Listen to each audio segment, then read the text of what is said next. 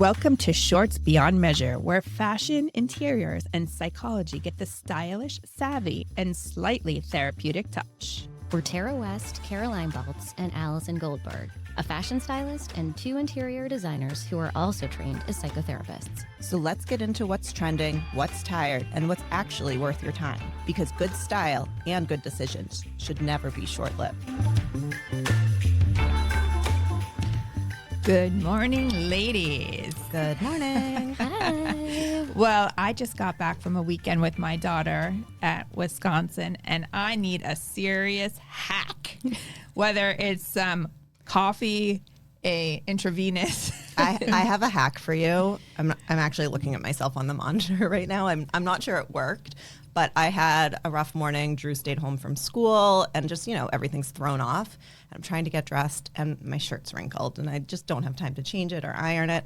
And so I took my hair iron and actually ironed my shirt with my hair iron and the bottom of my jeans. You know how it flips up afterwards? That's genius. Yes, it's so easy. I think we should invent an iron that's like a hair iron. I love that so much because usually I have to go get the steamer and all that. That's just like a quick fix, and it worked. I mean, kind of. If anybody wants, try throwing it in the dryer with an ice cube. Yeah, well, I'll put it on the steam setting in the dryer. Oh, sorry, my dryer doesn't have a steam setting. Well, you gotta step it up, producer Dave. I like your thinking, though, producer Dave. I know, but producer Dave, that would require one more step. See, Allison just took it from her hair to her shirt to her jeans. Yeah. Going to the dryer to the freezer is like one more. Yeah. Like that's too many things. I'm that as lazy as it comes. But by the way, guys, if anybody wants to see my hack in real life, you can find us on YouTube. Yes, it's true. So look us up. Yeah. Look us up on YouTube. I know. I had a little life hack this morning, too. I put this on it. I bought it Friday, and it has pills on it. I wore it for like an hour, one day this weekend. And I was looking for my D-pillar, the thing. Battery runs out. I'm like, oh, boy. Excuse me. So I remember my mom's used to take a razor to it. So I'm literally on my body. I've got this razor, this disposable razor. You shaved your boobs? I shaved my boobs. I shaved everywhere. Yeah. But that shouldn't happen, by the way, after one wear. I know. Maybe you shouldn't repeat your outfits. Do we know, can we say what brand it is? Yeah, I think it's something. It's like Filings Basement, TJ Maxx. Tahari. Yeah. Okay. It wasn't expensive, but I like it. But still, it shouldn't pill after one wear. Yeah. Yeah. But you look great, ladies, by the way. Kind so of. today, because of our last episode, we kind of ended with wanting to find out Allison's story. Dun, dun, dun. Oh. And Allison, I don't really know your story, in fact, which is a little crazy because I've also worked with your mother, who is beyond lovely. I'm obsessed with her. Shout out to Linda. Sweet Linda. She is so sweet and petite, and I love everything Because she's about not your her. mother. That's probably true. Well, my mom's dead, so. No, it's funny. It's not funny, but we always make jokes about it now because my kids. Mom, I'm happy you're not dead. Yeah, she's great. So tell us a little bit about growing up and what you've been through a little bit, if you don't mind. Okay. So I kind of had the quintessential perfect life. My parents were together. My mom quit her job when she had kids and she stayed home. My dad went to work. We had a boy and a girl and a dog and kind of lived this picturesque life in Brookline, and it was great. We were still young enough to, not wander the streets, but go out and play. And, when it was time to come home for dinner, everyone would go home and you could ride your bikes in the neighborhood. It was really great. When I was 9, we were a ski family. We always went skiing. We always went up to Vermont. When I was 9, my brother went skiing with the Massachusetts Ski Club. Was he older? He was older. So I was 9. He was almost 12. And my parents actually had a bar mitzvah for a cousin who probably should have invited us, but that's a story for another day. Invited the kids. Invited the kids, Yeah. right? I mean, second cousin, but still, it's a bar mitzvah. So my parents were in New York, and my dad's parents were staying with us, and my brother got up really early, 6 a.m., to get the bus with his best friend. And I'm already getting choked up, and I don't know why. I'm feeling the pressure. So No pressure, but it's an emotional conversation. yeah, it's emotional. I don't talk about it too much, but so he got up, and I think my parents drove him to the bus before they went off to New York. And he took the bus up to Okemo Mountain, went skiing, was having a great day, and kind of in the middle of the day was skiing down, I think it was a black diamond, but we skied all the time. Like I was in 3rd grade and I was skiing like double blacks all the time. And he lost control and he skied into a tree. So lots of different parts here. This is 30 years ago. No cell phones. So, did he have a helmet? Because I'd never skied with a helmet. No, there was no helmets, right, but it actually wouldn't have helped because he ended up bursting one of his major arteries that led to his heart. So he had internal bleeding. The factor that made the difference in life or death was timing, right? You couldn't call. Someone had to ski down the mountain. Someone had to get help. They had to get the emergency services up to get him, then get him down, then call 911. It was just a long process, and he was alive for it all. There's stories that we've been told about him calling out for my mother during all of this. So he was taken to the hospital, and they worked on him. They worked so hard on him. It's so traumatic, but he didn't make it. So he ended up passing away. And sorry, I don't know. Yeah, that's okay. Emotional. But you're coming up on the anniversary of it too. It's March. Yeah. Let's take a minute here. So when he was on the mountain, was his friend with him? So his friend, they were kind of racing. They were not supposed to be racing.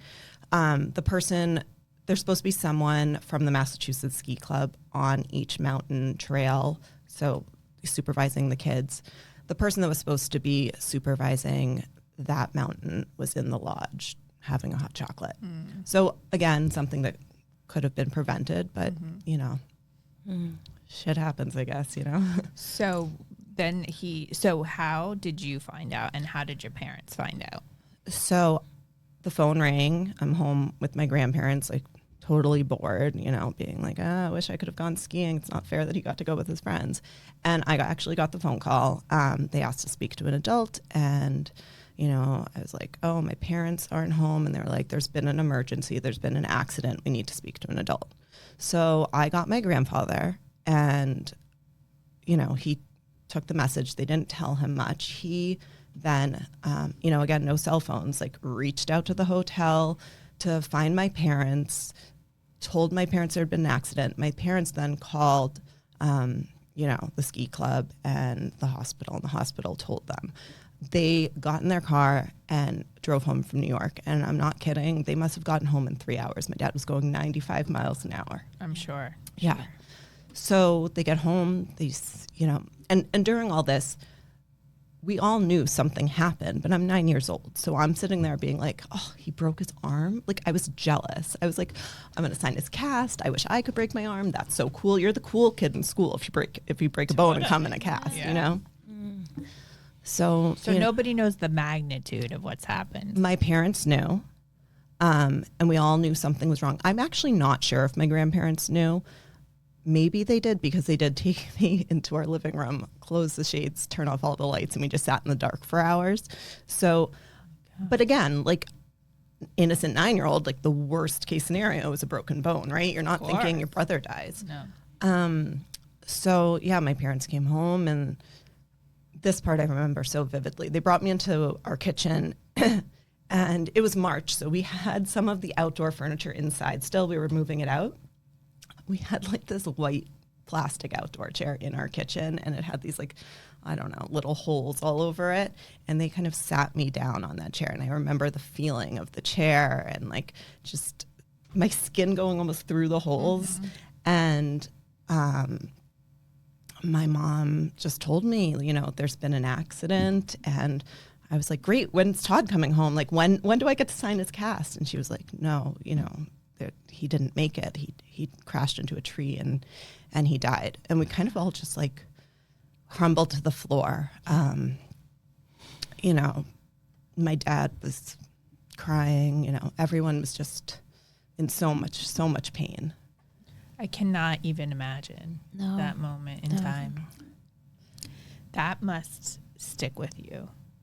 That definitely shaped my life in unimaginable ways. And, we all cope differently. My dad, forgive me to sharing this with the world, Dad, but, he went into a really, really dark place, really, really deep depression.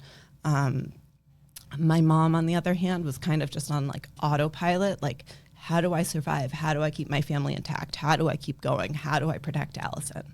And I just wanted to get back to life. I mean, I was a disaster, but I was home, we stayed home for the funeral and then a week Shiva. And then I asked to go back to school. I needed to be around my friends. I needed some normalcy.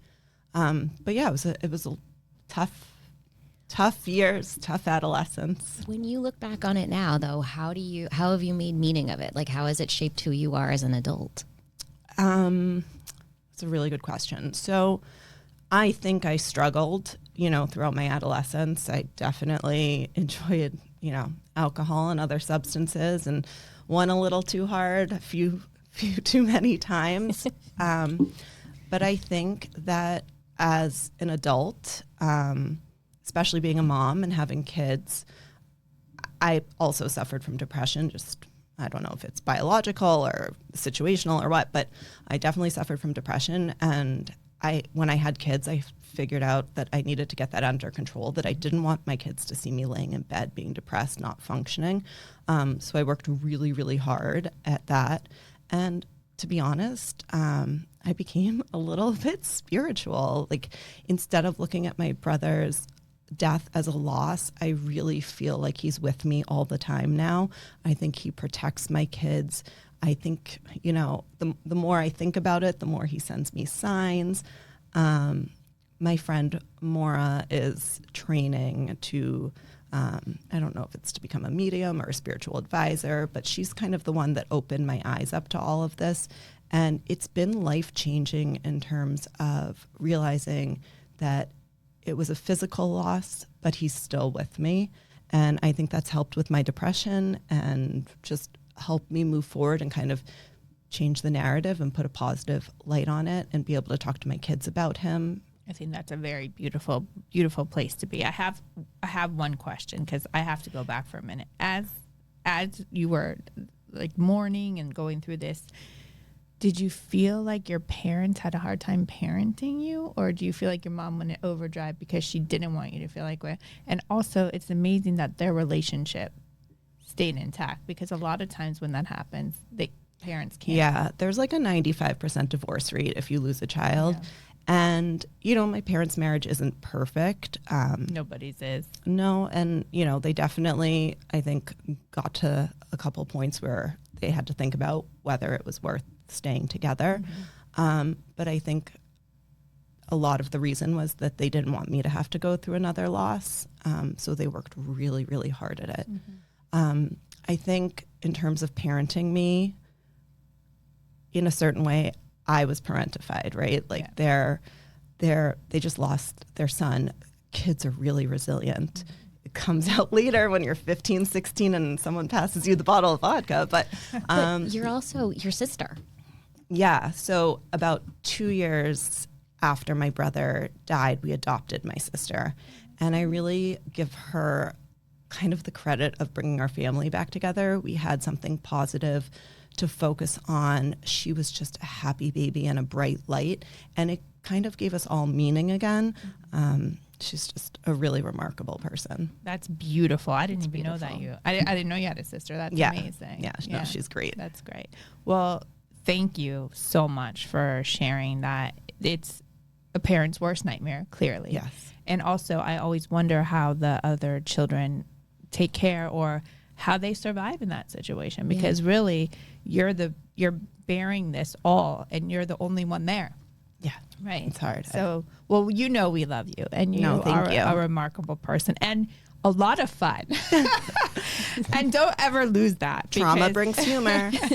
This is true. It does. True. Like I just said, we laugh, we make jokes, of course, about my mom now because we can. Yes. And we can still joke about my mom too, though.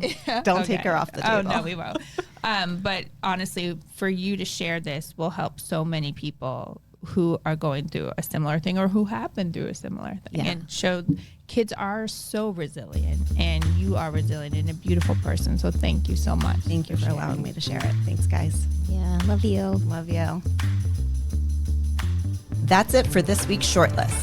Thanks for listening. If you enjoyed today's conversation, share it, leave a review, or let us know what's on your short list. Shorts beyond measure, because the most important things in life can't be quantified.